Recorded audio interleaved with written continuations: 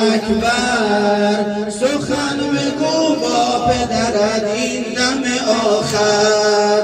ای گل پرپر علی اکبر سخن بگو با پدرت این دم آخر.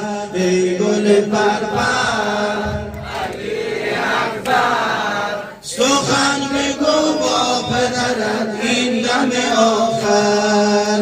ای گل پرپر علی اکبر سخن بگو با پدرت این دم آخر. رنگم پریدم قدم خمیدم در پیش چشمم شد علی صد بار پیکر.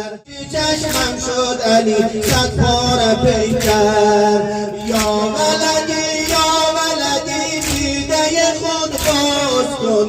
یا ولدی دیده خود باز کن. تبسمی تکلمی با پدر آغاز کن. من پدر پیر تو هم به من سخن ساز کن. به من سخن ساز کن. خنده دشمن سوزن دل من. سخن بگو با پدرت این دم آخر.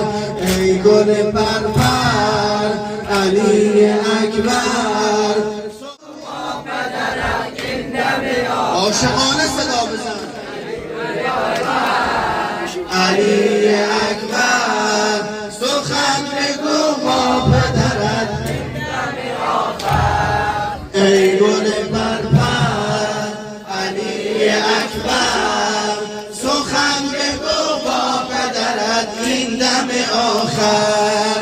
ای که تویی اشبه مردم به رسول خدا. ای که به زیر تیغ کن زدی پدر را صدا. ای که به زیر تیغ کن زدی پدر را صدا. چرا کنون نمی کنه حق سخن را ادا. ای